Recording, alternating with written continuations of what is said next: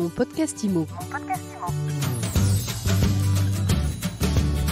Bienvenue dans ce nouvel épisode de mon podcast IMO. Chaque jour et sur toutes les plateformes de podcast, un éclairage sur l'actualité de l'immobilier avec un invité. Et notre invité aujourd'hui, c'est Olivier Alonso qui a fondé Nesten, un réseau d'agences immobilières. Bonjour Olivier. Bonjour Fred. Si vous êtes notre invité aujourd'hui, c'est avant toute chose pour nous dire que Nesten vient de passer le seuil, je sais pas si c'est un seuil critique, mais le seuil des 400 agences. Bah oui, effectivement, on en est particulièrement fiers.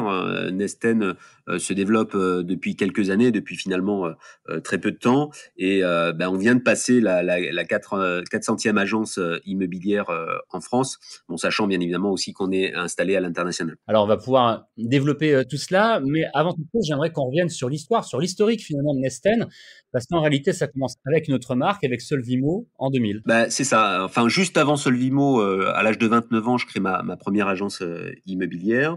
Globalement, un an après, j'en crée une deuxième à côté de la Défense, au Mont-Valérien, que j'appelle Solvimo, dans le but de créer un véritable réseau immobilier. Alors, à l'époque, vous aviez les grands de l'immobilier qui étaient déjà implantés, puisqu'on est dans les années 2000.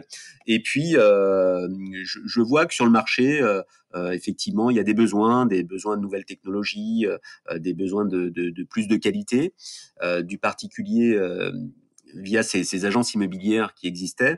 Et je développe tout un concept autour de cela, la qualité de la prestation de l'agent immobilier et les nouvelles technologies.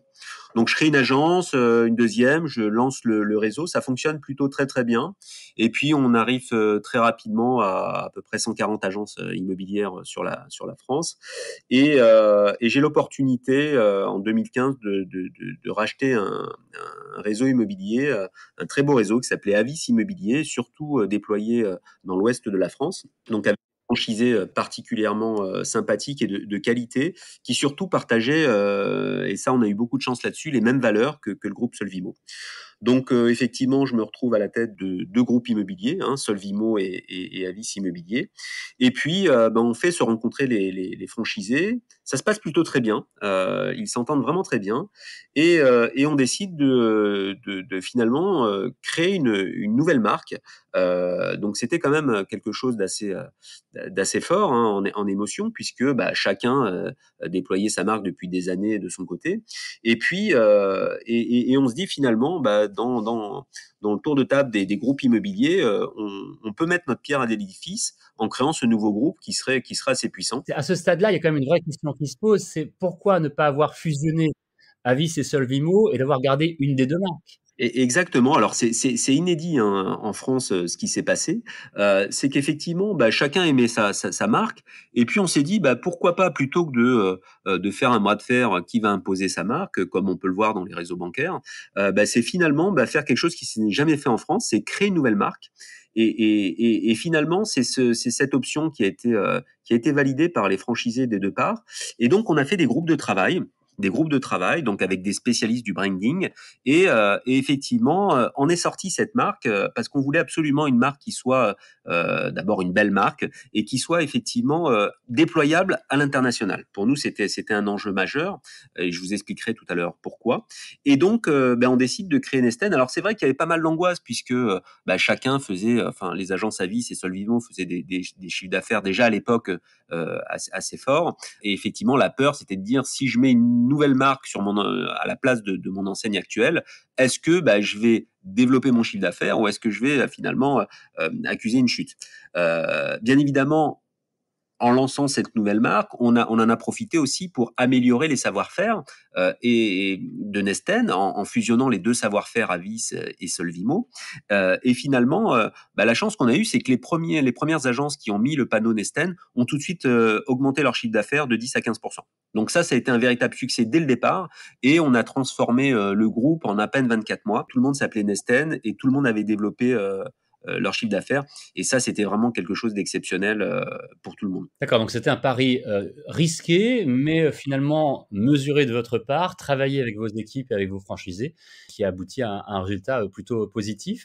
Comment vous l'expliquez? C'est le fait qu'il y ait une nouvelle marque, c'était une marque qui était plus lisible, ou c'est peut-être aussi que vous avez présenté peut-être les choses et les agences d'une manière différente? En réalité, on en a profité pour changer le concept aussi intérieur des agences, au-delà de la marque, le concept extérieur, les vitrines. le concept intérieur, le savoir-faire aussi du franchiseur.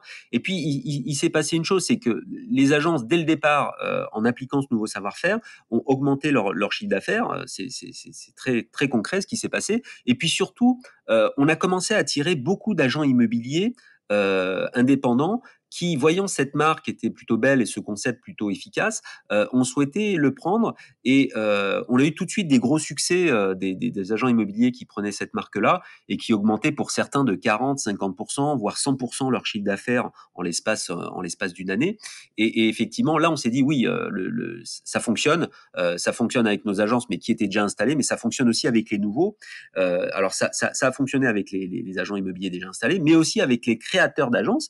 On a beaucoup de négociateurs immobiliers qui souhaitent créer leur agence, qui nous rejoignent, mais on a aussi des cadres ou autres qui souhaitent monter leur agence, qui n'étaient pas dans l'immobilier et qui ont pris ce concept Nexten et ça a fonctionné.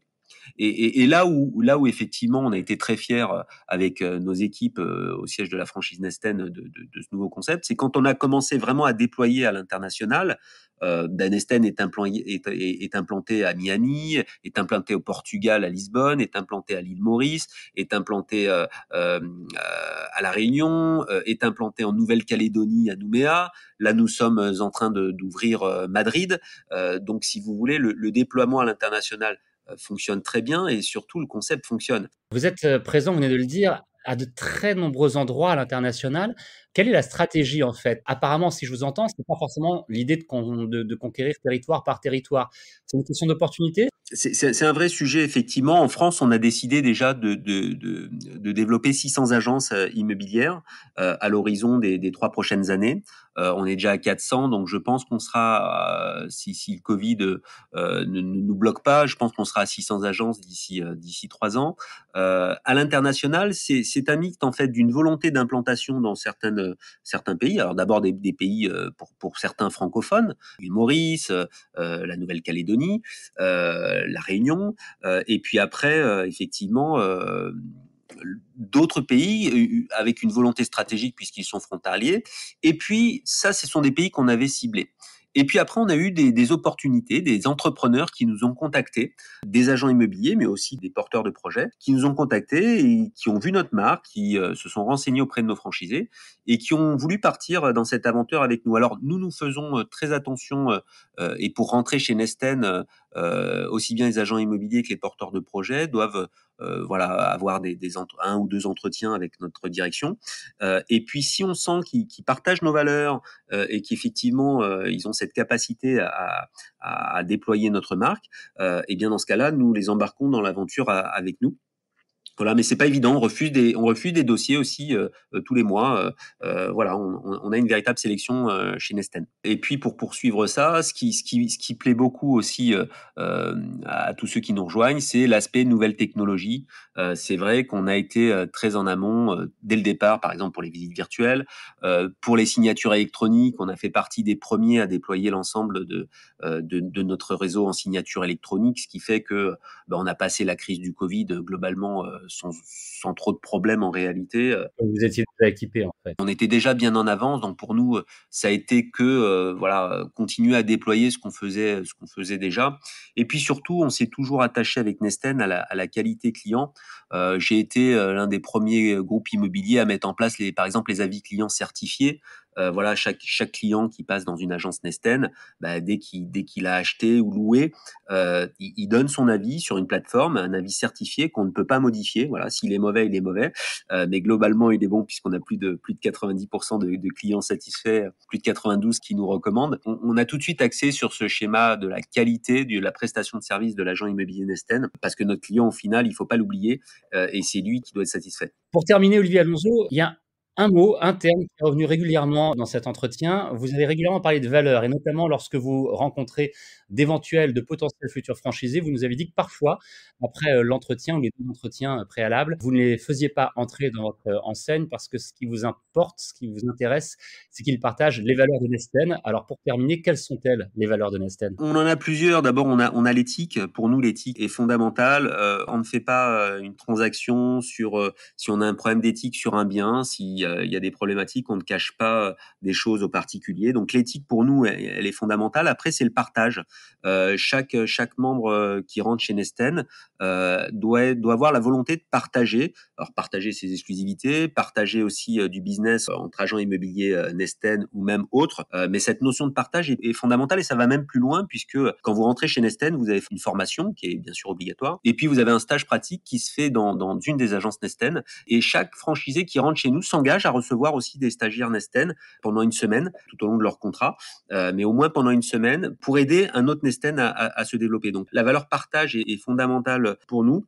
Et puis après, c'est toutes les valeurs que l'on peut retrouver humaines dans notre réseau que je pourrais approfondir mais qui sont très longues. Et puis surtout après, c'est tout ce qui concerne la volonté de faire évoluer son métier de souplesse, puisqu'effectivement chez nous, notre concept évolue de manière constante. C'est pour ça qu'on se retrouve parmi les premiers réseaux immobiliers aujourd'hui en France en matière de services et avoir cette capacité aussi à évoluer avec le groupe et avec cette stratégie. Donc ça, c'est pour nous, c'est très, très important. Alors, la capacité à évoluer, l'éthique, le partage, si je résume les valeurs de Nesten. En tout cas, on a beaucoup mieux fait connaissance avec votre enseigne, avec l'histoire aussi de Nesten, depuis votre première agence il y a un petit peu plus de 20 ans. Vous avez 400 agences désormais en France, vous visez 600 assez rapidement et vous continuez votre déploiement à l'international qui a déjà bien démarré. Merci beaucoup, Olivier Alonso, d'avoir répondu aux questions de mon podcast IMO aujourd'hui. Merci beaucoup. Mon podcast IMO, c'est tous les jours, c'est gratuit sur toutes les plateformes de podcast. Vous pouvez vous abonner, vous pouvez le partager et vous pouvez bien entendu le recommander. Mon podcast IMO. Mon podcast